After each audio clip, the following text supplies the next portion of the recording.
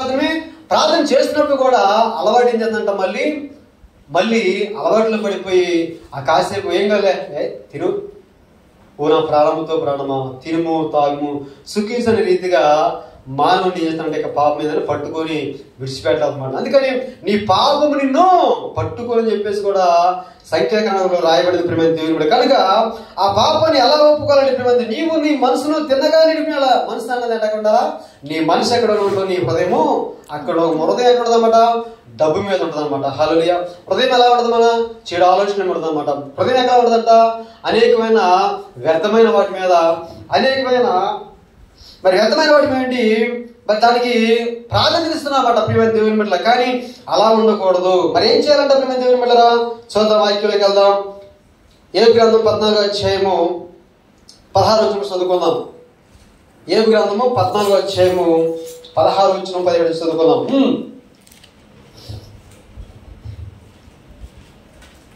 తొందరగా 14వ అధ్యాయము 16-17.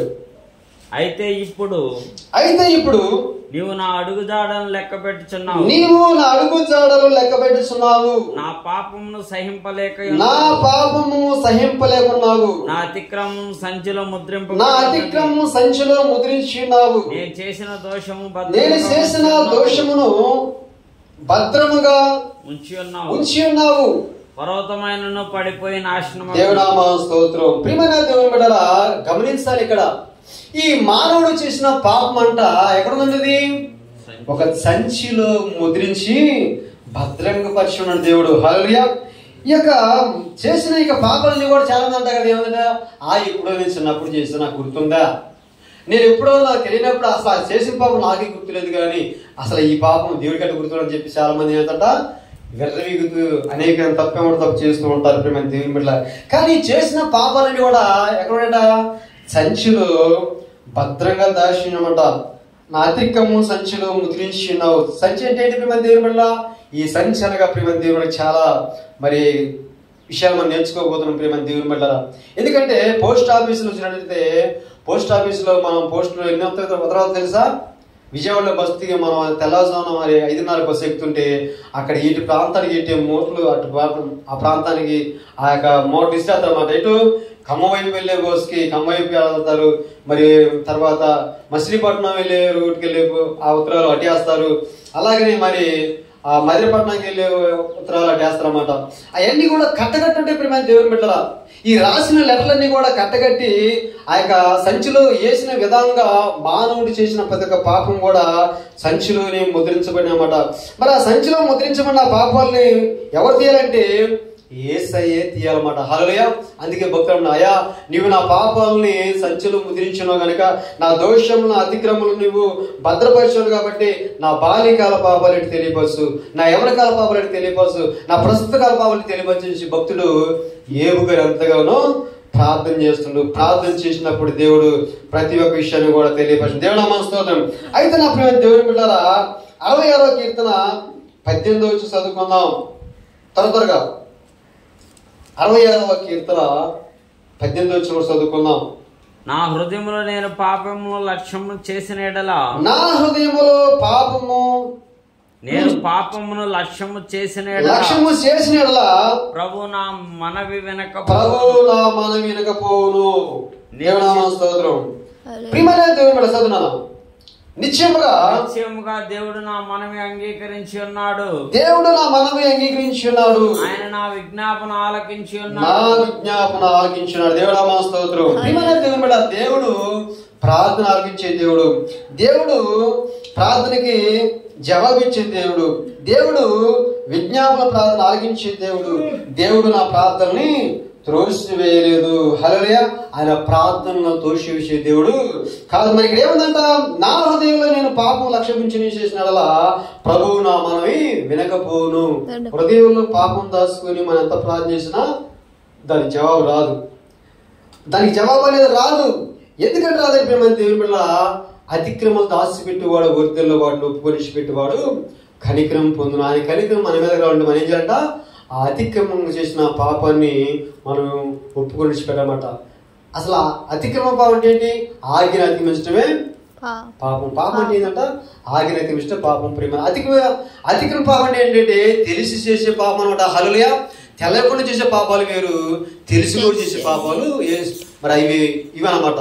మనం మందిరంలో ఉంటున్నాం, మరి మందిరంలో ఉంటూ కూడా ఏం చేస్తున్నాం మనం? అలవాటు ఏంటంటే కైనీలు, గుటకాలు, మరి అన్నిటిమైన మరి ఇందులో కూడా అనేకమైన ఈ హృదయంలో దాగి తిష్టేసి ఎంతగానో ఉన్నాయి ఇప్పుడు దాకా. మరి వాటిని ఒప్పుకొని విడిచిపెట్టడానికి వచ్చినాం మనం. వాటిని విడిచిపెట్టుకొని మరి పరిశుద్ధి వెళ్ళడానికి వచ్చిన మనం దేనికి వచ్చిన మనడికి దాన్ని ఒప్పుకొని విడిచిపెట్టాలా. ప్రభా ఇదిగో నీ కైని నుంచి నేను మరి బాగా నన్ను ఇబ్బంది పడుతున్నా ప్రభా, ఈ కైని ఆలోచన నుంచి ఈ కైని స్వభావం నిపించని చెప్పేసి పశ్చాత్తపడాలి. ఏదైతే నిన్ను వెంటాడుతుందో, ఏదైతే నిన్ను ఇబ్బంది పెడుతుందో, ఏదైతే నీకు దగ్గర అవుతుందో, నిన్ను ఏదైతే బలపరుస్తుందో ఆ పాపంలో, ఆ పాప విషయంలో దేవుని నువ్వు మొరపెట్టాలా. ప్రభు సహాయం అడగాలి. అయ్యా నేను దీన్ని చేయించలేకపోతాను ప్రభా, నాకు దీన్ని చేయించిన నీ కృప సహాయం దాయిచ్చాను, ఆయన నీ ఆత్మ సహాయం దాయిచ్చాను ప్రభు అని చెప్పేసి ప్రార్థన చేసుకునే వారికి ఉండాలి. హల్లెలూయా. మరి 19వ కీర్తన, హృదయంలో పాపం ఉంటే ఆయన లక్ష్య పెట్టడం ప్రేమ దేవుని బిడ్డలా. ఆయన ప్రార్థన ఎంత మాత్రం ఆలకించే దేవుడు కాదు. ఆ పాపాన్ని ఒప్పుకొని విడిచిపెట్టినట్లయితే ఆయన కనికరం మన మీదకి వస్తుంది. 19వ కీర్తన 12వ చదువుకుందాం. 19వ కీర్తన 12వ చదువుకుందాం. చక్కని మాట అక్కడ రాయబడింది అన్నమాట.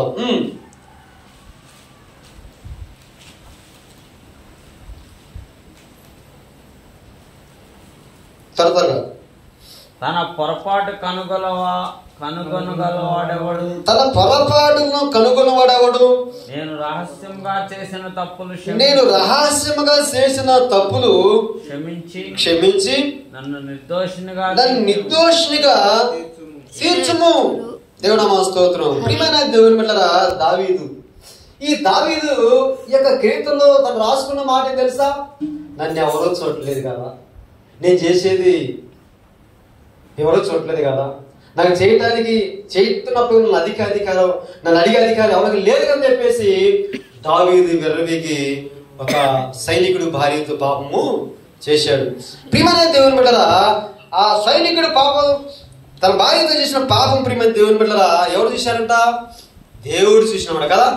దేవుడు చూసి చేసినట్టు ప్రియమైన దేవుని బిడ్డలారా, మరి ఆ యొక్క పాపాన్ని ఎవరో చూడని చెప్పేసి తను ఎంతగానో మరి మన రహస్యం చేసిన ఆ తప్పులు, ఆ రహస్యం చేసిన పాపాలని అతను ఏం చేసినంట, మరి అది కప్పుకున్నాడు ప్రియమైన దేవుని బిడ్డలారా.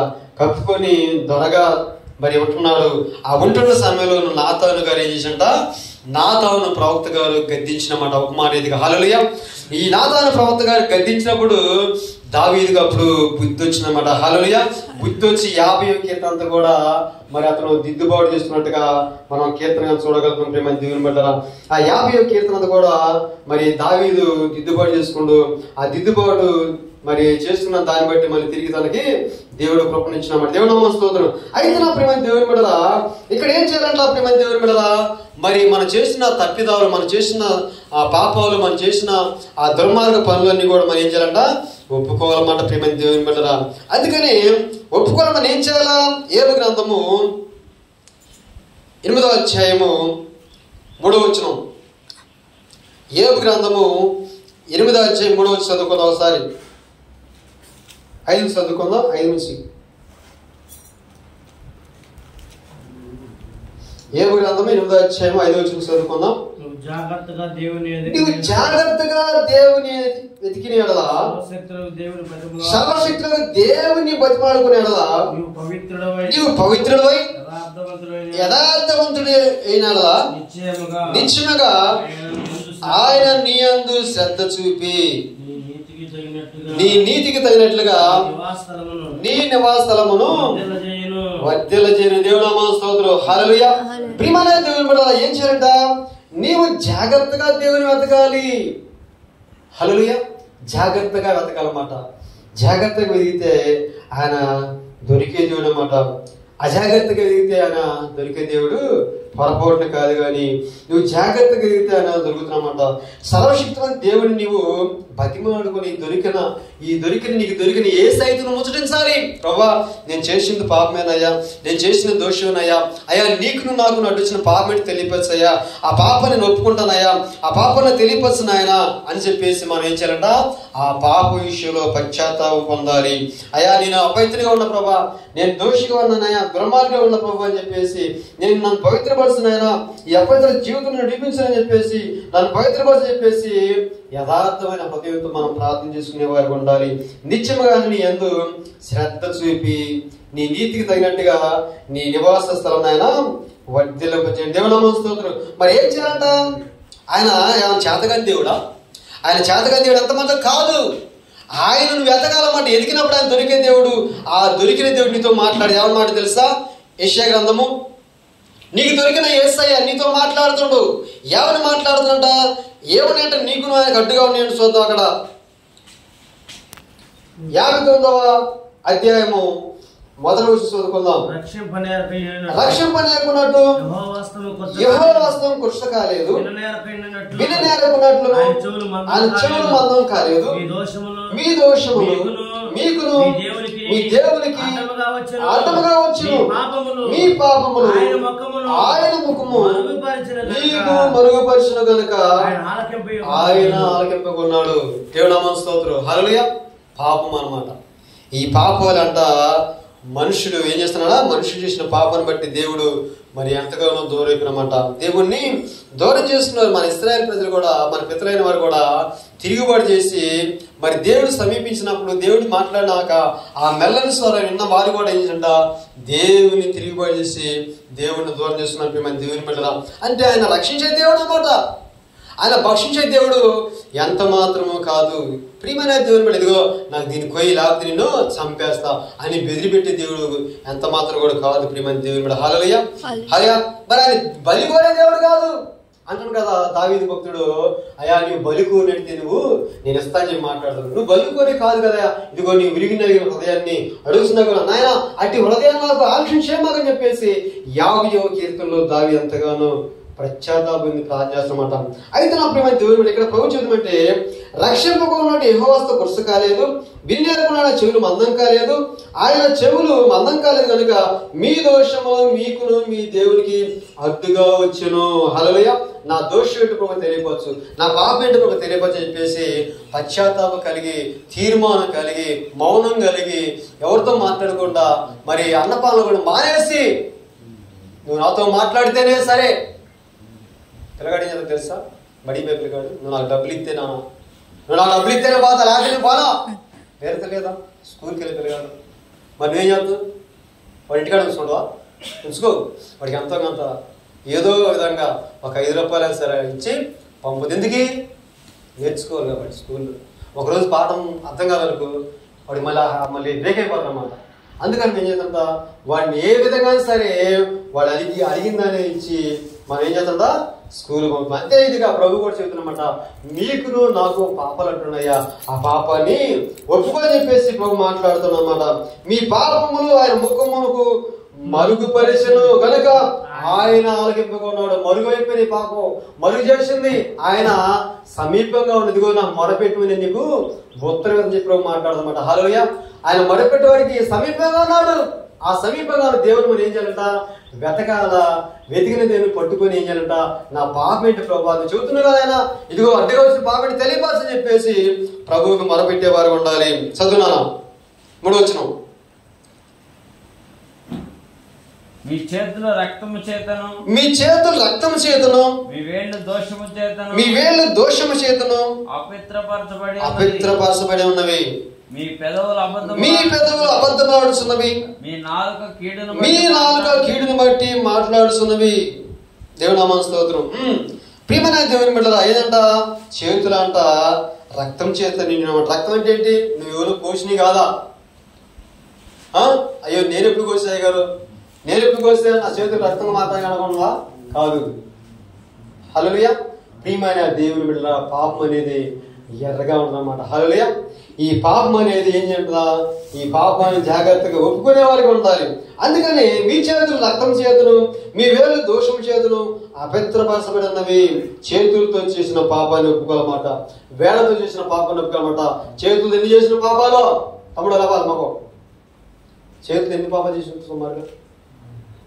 లంచం తీసుకుంటూ, వ్యర్థమైన వాటిని తింటూ, వ్యర్థమైన వాటి కోసం చేసి ఉంటాయి. అనేకమైన చేతులు చేసినవి ఎన్నో ఉన్నాయి. మన చేతులు చెప్పాలంటే చాలా ఉన్నాయి అన్నమాట. ఈ చేతులతో చేసిన పాపానికి కనీసం వారం రోజులు ప్రార్థించినా కానీ ఆ ప్రార్థన అది ముగింపులో రాదనమాట. గనుక నా ప్రియమైన దేవుని బిడ్డలారా, అయ్యా నేను చేసిన పాపమేటని చెప్పేసి, నా చేతులు చేసిన పాపమేటని చెప్పేసి ఒప్పుకోవాలి ప్రియమైన దేవుని బిడ్డలారా.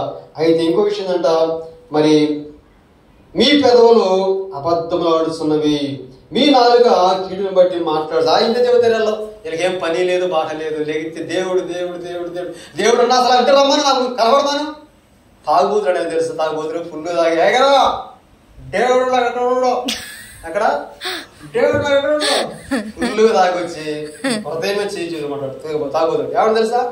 హృదయంలో దేవుడు వాడు ఫుల్గా కైనీలు గుటకాలు సింహలాలు ఫుల్గా బిగించి నట్టు ఫుల్గా టైట్ చేసి ఫుల్గా తాగి నాకు దేవుడు ఉంటాడు, నాకు దేవుడు నాలోనే ఉండవు, ఎప్పుడు తాగని దేవుడు అన్నా కాదు ప్రియమైన దేవుని వల్ల. ఆ యొక్క తాగుబోతులు కూడా ఏమైనా నాకి చూద్దామంటే ఏదంట అదంతా కూడా అబద్ధము. హల్లెలూయా. అదంతా కూడా అబద్ధము. మీ పెదవులు అబద్ధములు ఆడుతున్నవి, మీ నాలుక కీడును బట్టి మాట్లాడుతున్నది. హల్లెలూయా. ప్రియమైన దేవుడు జాగ్రత్తగా గమనించాలి. కనుక ఏ పాపము అడ్డుగా ఉందో అనేది మనం ఒకసారి ప్రభుని అడిగితే చెబుతామంట. అలాగే మనం ఎక్కడ రావాలి? ఇంట్లో ఉంటే చెబుతురా ప్రభు నేను ఎక్కడే ఉంటా, నువ్వు నాకు 100% చెబుతురా. మరి ఎక్కడ రావాలి? ఎక్కడ మంచి చెబుతుంది దేవుడు? చూద్దాం. యాకోబు పత్రిక చివరిగా చదువుకొని ముగించుకున్న యాకోబు పత్రిక 4వ అధ్యాయము 7 చదువుకుందాం. ఎన్నో విషయాలు మనం నేర్చుకోబోతున్నాం, ఎన్నో విషయాలు మనం నేర్చుకోవాల్సి ఉన్నాయన్నమాట. 4వ అధ్యాయము యాకోబు పత్రిక 7వ వచనం ఎక్కడ రమ్మంటు దేవుడు? దేనికి లోపడమంటుండు? త్వరగా నువ్వు ఇంట్లో కూర్చొని అయ్యగారు నా కూర్చొని ప్రార్థన చేయండి అయ్యగారు, నేను తాగుడు మానలేకపోతున్నా అయ్యగారు, ఇదిగో నేను నా యొక్క స్థితిని మార్చుకోలేకపోతున్నా అని చెప్పి ఇంట్లో పండుకుంటే ఆ ప్రార్థన కుదరదు. మనం ఎక్కడ రావాలా? ఏ లోపల చెబుతుండో దేనికిలో కూడా మనం చదవాలి. 7వ వచనం. కాబట్టి దేవునికి లోబడుడి, అపవాదిని ఎదిరించుడి, అప్పుడు వాడు మీ యొద్ద నుండి పారిపోను. హల్లెలూయా. అపవాది దగ్గర ఏం తెలుసా? బాణాలు ఉన్నాయి అనమాట. హల్లెలూయా. చూడాలి ఇటు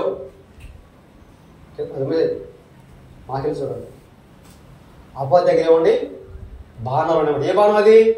సారైన బాణం, గుట్టకాలైన బాణం, వ్యభిచారమైన బాణం, అబద్ధమైన బాణం, మోసకరమైన జీవితమైన మాటలో బాణం, ఎన్నో బాణాలు ఆడి దగ్గర అన్నమాట. ఏ బాణం అయితే నీకు నాటకపోవద్దు, ఏ బాణానికి నువ్వు దొరుకుతావో వాడికి బాగా తెలుసు అన్నమాట. హల్లెలూయా. ఇవాళ యవనస్తులను దేని బానిసమని తెలుసా? సారాకి, బ్రాందీకి, విస్కీకి, కళ్ళుకి, అనేక వాటికి బానిసైపోతారు. అంతేకాదు ఇప్పుడు న్యూ టెస్ట్ ఏంటంట సెల్ ఫోన్ బానిసైపోతుంది. సెల్ ఫోన్ అనేక ఉన్నాయి, చెత్త చెదర అంతా కూడా ఉంది కాబట్టి దాన్ని బానిసైపోతుంది అన్నమాట. అన్నం లేకపోయినా బాధలేదు కానీ సెల్ ఫోన్ లేకపోతే వాడికి ముద్ద మింగిడిపోదన్నమాట కదా. కనుక ప్రేమ దేవుని గమనించాలి మనం. అందుకని ప్రభు ఏంటంట ఈ యొక్క చేసే క్రియలను ఎవరివి? దుష్టుడి ప్రేమ దేవుని బిడ్డల. ఈ యొక్క మనుషుడు చేసే పద్ధతి అపవిత్రమైన అన్ని కూడా అవి దుష్టుని సంబంధించినమాట. అయితే ప్రభు చెందింది తెలుసా? కాబట్టి దేవునికి లోబడి అపవాదిని ఎదిరించి అప్పుడు వాడు మీ వద్ద నుండి పారిపోను. హల్లెలూయా. ప్రభా నేను పాపినయ్యా, నేను ద్రోహినయ్యా, దొంగనయ్యా, మోసగారిని, వేషగారిని, వ్యభిచారిని అయ్యా, ఇదిగో ప్రభా చూపులో పాపం, తలంపుల పాపం, ఊహలో పాపం, ఉద్దేశంలో పాపం, మనసులో పాపం, ఆయన హృదయంలో పాపం, అన్నిటిలో పాపంలో ప్రభు నీ పేరు ప్రభా నా పాపానికి జవాబుదారి చెప్పేసి ఒక్కటొక్కటి ఈడీగా మనం ఒప్పుకోవాలి. చేతులు చేసిన పాపం ఒక గంట ఒప్పుకోవాలా, పెదవులతో చేసిన పాపాన్ని ఒక గంట ఒప్పుకోవాలా, కళ్ళతో చేసిన పాపాన్ని ఒక గంట ఒప్పుకోవాలా, చెవులతో చేసిన పాపాన్ని ఒక గంట ఒప్పుకోవాలా. ఇలా అన్నిటి కూడా అవయవం చేసిన 10 పాపాన్ని కూడా మనం ఏంటంట ఒప్పుకోవాలి. ఒప్పుకున్నప్పుడు వాటి నుంచి విడుదల దేవుడు ఇస్తారన్నమాట. దేవుడు నామ స్తోత్రం. కనుక ఇవన్నీ పాపాలు మనిషిని బంధించేసి దేవుడి సన్నిధికి రానికుండా చేస్తుంది ఈ యొక్క అపవాది ప్రేమైన దేవుడు. అయితే ఏం చేయాలంట? కాబట్టి దేవునికి లోబడి అపవాదిని ఎదిరించి వాడి మీద పారిపోను, దేవుని యొద్దకు రండి, అప్పుడు ఆయన మీ యొద్దకు వస్తాడు. హల్లెలూయా. దేవుని సన్నిధిలో మందిరంలో దేవుడు ఉన్నాడన్నమాట. హల్లెలూయా. మందిరంలో దేవుని ఆలయంలో దేవుడు ఉన్నాడు. దేవుని మందిరంలో ఆయన ప్రార్థన ఆలకించే దేవుడే ఉన్నాడు. దేవుని మందిరంలో ఆ ప్రార్థన చేసినట్టయితే దేవుడు ప్రత్యక్షంగా ఆయన నీకు మాట్లాడుతాడు. ప్రియమైన దేవుని మీద హల్లెలూయా. ఆ మరుగైన దేవుడు నువ్వు ఎప్పుడైతే పాపం గురించి ఒప్పుకుంటావో, ఎప్పుడైతే నువ్వు పాపాన్ని విడిచిపెడతావు, నేను విడిచిపెడ చెప్పేసి నువ్వు ఎప్పుడైతే నువ్వు ఒప్పుకుంటావో అప్పుడు దేవుడు ప్రత్యక్షంగా మాట్లాడుతాడు. ప్రియమైన దేవుని మీద కనుక ప్రియమైన దేవుని మీద చదువు ఒకసారి మనం ముందుకెళ్దాం. దేవుని యొద్దకు రండి, అప్పుడు ఆయన మీ యొద్దకు వచ్చును. పాపులారా మీ చేతులను శుభ్రం చేసుకుని. హల్లెలూయా. రక్షింపుకు ఉన్నట్టు యెహోవాస్తం కూర్చోగలదు కదా. అట్టేమిచంట పాపములు. ఆ పాపలంట చేతులతో చేసిన పాపలు అన్నమాట. వేలతో చేసిన దోషాలు ఎన్ని అడ్డుగా ఉండి కనుక మరి పెద్దలు చేసిన పాపం ఎన్ని అడ్డుగా ఉంది కాబట్టి వీటన్నిటి విషయంలో మనం ఒప్పుకోవాలి. ప్రియమైన దేవుడు అందుకని పాపులారా, ఈ పాపాలను చేసిన ఎవరెల్లో పాపులు. అందుకని పాపులారా మీ చేతులను శుభ్రం చేసుకుని, దిమస్కులారా మీ హృదయాలను పరిశుద్ధపరుచుకుని, వ్యాకులు పడుడి, దుఃఖపడుడి, ఏడుగుడి, మీ నవ్వు దుఃఖమునకును మీ ఆనందము చింత యావత్తును మార్చుకునుడి. ప్రభువు దృష్టికి మిమ్మల్ని మీరు తగ్గించుకునుడి, అప్పుడు ఆయన మిమ్మల్ని హెచ్చించును. దేవునామ స్తోత్రం. తగ్గించుకొని ప్రార్థన చేయాలి. ప్రియమైన దేవుని బిడ్డ తగ్గించుకొని ప్రార్థన చేసినట్టయితే ఆ ప్రార్థనకి ఎంతో ఇష్టం. ప్రియమైన దేవుని బిడ్డ ఆ తగ్గించుకొని ఎవరైతే ప్రార్థన చేస్తారో, ఆ తగ్గించుకొని ఎవరైతే దేవుని మొర పెడతారో ఆ మొర దేవుడు ఆలకించి వారిని ఏం చేస్తా ఆ పాప నుంచి విడిపోతారన్నమాట. హల్లెలూయా. ప్రియమైన దేవుని బిడ్డ ఎందుకంటే మనం తగ్గించుకొని ప్రార్థన చేసుకోవాలన్నమాట. ఆయన సన్నిధిలో మనం ఒప్పుకోవాలి. ప్రియమైన దేవుని బిడ్డ ఆయన సన్నిధిలో మనం గోజాడాలి. ప్రభా నేను చేసిన దోషం, ప్రభా నేను చేసిన పాపమే ప్రభా అని చెప్పేసి ఆ పాపం ఏ పాప అయితే నువ్వు చేసిన 10 పాపం నీకు తెలిసింది కాబట్టి ఆ పాపాన్ని ఒక్కొక్కటి మరి అనే విషయంలో మనం ప్రార్థన చేసుకునే వారు. చివరి ఒక మాట చదువుకొని ముగించుకుందాం. లోకాసు వార్త 18వ అధ్యాయము 10వ వచనం. ఇద్దరు వ్యక్తులు దేవాలయానికి వెళ్ళిపోయారన్నమాట. దేవాలయానికి వెళ్ళిపోయి ప్రార్థన చేస్తారన్నమాట. ఇద్దరు వ్యక్తుల గురించి మనం ప్రార్థన చేయుటకై ఇద్దరు మనుషులు దేవాలయానికి వెళ్ళిరి. వారిలో ఒకడు పరిసయ్యుడు, ఒకడు శంకుడి. పరిసయ్యుడు నిలబడి దేవా శూరులు అనగా దొంగలు, అన్యాయస్తులు, వ్యభిచారులైన ఇతర మనుషుల వల్ల ఈ శంకర వల్ల ఉండనందుకు నీకు కృతజ్ఞతలు అని మొదటి వ్యక్తి ప్రార్థన. ఎవరికనో పరిసయ్యుడు అన్నమాట. హల్లెలూయా. ఈ పరిసయ్యుడు నాకు అంతా తెలుసు, అసలు ధర్మశాస్త్రమే మాది, ధర్మశాస్త్రం మా నుంచి పుట్టింది చెప్పేసి మాకంతా తెలిసి చెప్పేసి వెద వ్యక్తున్న ప్రియమైన దేవుని బిడ్డలారా. కానీ అతను ఏం చేశానంట, అతను ఆ మందిరంలోనే ప్రార్థన చేస్తాడు. ఎలా ప్రార్థన తెలుసా, అతను తనకు తానే నీతిమంతుడు చెప్పేసి తనకు తానే పవిత్రం చెప్పుకొని తనకు తానే ఆ డమ్మికి విన్న ప్రార్థన చేస్తామంట. ఏంటంట ప్రార్థన ప్రియమైన దేవుని బిడ్డలారా, ఇదిగో నేను శూరులుగా అన్యాయస్తులుగా వ్యభిచారుల ఇతర మనుషుల వల్ల ఉన్నందుకు నీకు స్తోత్రం అని చెప్పేసి ప్రార్థన చేస్తారన్నమాట. శూరులు అంటే దొంగలు ప్రియమైన దేవుని బిడ్డ, అన్యాయస్తులు అంటే అన్యాయం నడుచుకునేవారు, వ్యభిచారులు అంటే పాపం చేసేవారు, ఇతర మనుషులు అంటే అనేకమైన పాపం చేసేవారు. ఈ శుంకలు అనగా పాపులు. అయితే వీళ్ళ వలె ఉన్నందుకు నీకు కృతజ్ఞత అని చెప్పేసి ప్రార్థన చేస్తామట. వారమునకు 2 మార్లు ఉపవాసం చేసు నా సంపాదన అంతటిలో 10వ చెల్లిస్తున్నానని తనలో తాను ప్రార్థిస్తున్నామట. హల్లెలూయా. తనలో తాను డమ్మిగల ప్రార్థన, హెచ్చింపు ప్రార్థన. ఇది ఎవరు? ఇతరుల మీద మోసంగా మాట్లాడుతూ ఇతర పాపాలు ఎలితెత్తు ఇతర వారి పాపాలను ఏలు పెట్టి చూపెడుతూ ప్రార్థన చేస్తున్నమాట. నేను వారానికి ఏం చేయాలంట, మరి 2 మార్లు ఉపవాసం అంటే ఎవరి కాలే ఉపవాసం, మరి వారానికి 2 సార్లు ఉపవాసం అంట. తనకు వచ్చే రాబడంతా కూడా 10వ వంతు ఇస్తానంట, క్రమం తప్పకుండా. అయితే ఇతను ప్రార్థన దేవునికి ఇష్టం లేదన్నమాట. రెండో వ్యక్తి ప్రార్థన చేస్తుంది. ఎవరు ఇతను? అయితే సుంకరి దూరంగా నిలబడి ఆకాశం వైపు కళ్ళెదిరికాయలను ధైర్యము చాలక రొమ్ము కొట్టుకొనుసు దేవా పాపినై నన్ను కరుణింపమని పలికెను. అతని కంటే ఇతడు నీతిమంతుడిగా తీర్చబడి తన ఇంటికి వెళ్ళను మీతో చెప్పుస్తున్నాను. తను తాను తగ్గించుకున్నవాడు, తను తాను హెచ్చించుకున్నవాడు తగ్గింపబడననియు, తను తాను తగ్గించుకున్నవాడు హెచ్చింపబడని చెప్పిన దేవుడు. స్తోత్రం. తగ్గింపు ప్రార్థన దేవునికి ఎంతో ఇష్టమైనది. తగ్గింపు ప్రార్థన ఎవరైతే చేస్తారో, ఎవరైతే తన తగ్గించుకుంటారో వారి పక్షాన దేవుడు ఉంటాడు. మన దేవుని బిడ్డరా, అందుకని మరి ఏం చేయాలంట, అయ్యా నేను పాపిని అని చెప్పేసి మొట్టమొదటిసారి నువ్వు ఒప్పుకోవాలా. దేవుని సన్నిధిలో నేను పాపని అని చెప్పేసి నువ్వు ఒప్పుకొని యేసయ్యని సొంత రక్షకుడు అంగీకరించుకొని, అయ్యా నువ్వు నన్ను రక్షించగల దేవుడు అయ్యా, నీవు తప్ప నాకు ఎవరు లేరా, ఇంతకాలం ఎన్నో విషయాలు నువ్వు మరి తొట్టిల్లిపోయా ప్రభా, ఎన్నో విషయాలు నేను నిన్ను దొక్కపెట్టానని చెప్పేసి, ఎన్నో విషయాలు నేను నిన్ను బాధ పెట్టని చెప్పేసి ప్రభువుని వేడుకునేవాడు ఉండాలి. అయితే మనుషులందరూ కూడా ఏం చేశారంట, మనుషులందరూ కూడా ప్రియమైన దేవుని బిడ్డలారా ప్రతి ఒక్క దాన్ని కూడా ఏం చేసినట్టు వాళ్ళు ప్రతి ఒక్క విషయంలో కూడా వారు వ్యర్థమైన వాటిని నమ్ముకున్నారు. 59వ అధ్యాయం కీర్తన గ్రంథం, ఇదే 59 యెషయా గ్రంథము 4వ చదువుకొని ముగించుకుందాం. తర్వాత నీతిని బట్టి ఎవడును సాక్ష్యం పలకడు, సత్యమును బట్టి ఎవడును యాజమానుడు, అందరూ వ్యర్థమైన దాన్ని నమ్ముకొని మోసము మాటలు పలుకుచు షెడును గర్భము ధరించి పాపము కందురు. హల్లెలూయా.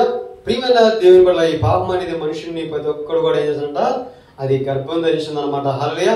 గనుక ప్రియమైన దేవుని ఆ పాపాన్ని దేవుని సన్నిధిలో ఒప్పుకొని విడిచిపెట్టి ప్రభు సన్నిధిలో మనం ఏం చేయాలంట, మన యొక్క ప్రవర్తన దిద్దుకునే వారు కూడా ఈ దిద్దుబాటు కాలం ప్రియమైన దేవుని బిడ్డల చదవద్దు. కానీ మరి ఆ యొక్క ఎబ్రీ పత్రిక 9:10 చూస్తే అక్కడ చక్కని మాట రాయడం, ఇది దిద్దుబాటు జరుగు కాలం అంట. హల్లెలూయా.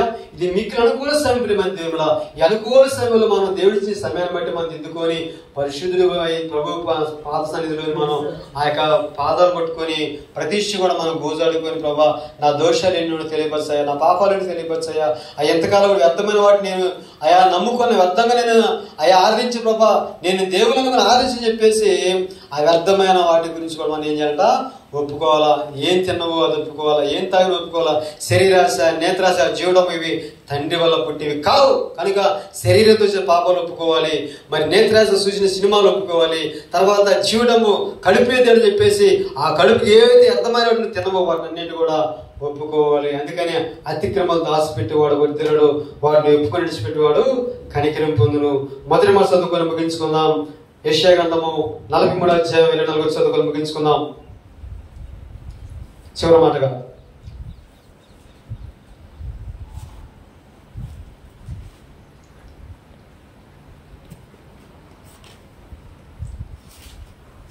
యెషయా గ్రంథం 43:24 నా నిమిత్తము సువాసనగా లవంగ చెక్కను నీవు ఆకలిచ్చి పనలేదు, నీ బలి పశువులు క్రొవ్వు చేత నన్ను తృప్తిపరచలేదు సరే కదా, నీ పాపముల చేత నీవు నన్ను విసికించితివి, నీ దోషముల చేత నన్ను ఆయాసపరితివి. గనుక దేవుడి పరిశుద్ధ మాట దీవించి ఆశ్రయించి మన హృదయంలో నీరు కట్టి పెళ్ళంపించాను గాక. గనుక ఆ పాపం ఏంటో నీ తెలుసు కాబట్టి ఆ పాపాన్ని సిగ్గుపడక దాన్ని ఒప్పుకొని విడిచిపెట్టి మరి ప్రభు పాదాల్లో పట్టుకొని ప్రార్థన చేసుకునే వారికి ఉండాలి. దేవుడి పరిశుద్ధ మాట దీవించి ఆశ్రయించి మన హృదయంలో నీరు కట్టి పెళ్ళంపించాను గాక. ఆమె ప్రార్థన చేసుకుని చివరి ప్రార్థన. మహాపరిశుద్ధ రాజు యేసయ్య, నీ పరిశుద్ధమైన ఉన్నతమైన శ్రేష్టమైన నామం బట్టి వందనాలు తండ్రి. చెప్పిన మాటలు ప్రభు ఏమైనా మాట్లాడేది క్షమించు మన్నించిన తండ్రి. ఆయా చెప్పిన మాటలు తండ్రి 30 సహాయం దయచేయండి. ఇదిగో ప్రభా నీ దాసులు ప్రభా ఆయా నీ పక్షం నిలబడుతున్న ప్రభా నీ దాసులతో కూడా నీకు మాటలు అందించి మమ్మల్ని తృప్తిపరచమని యేసుక్రీస్తు ప్రార్థిస్తుంది తండ్రి. ఆమేన్. Thank you.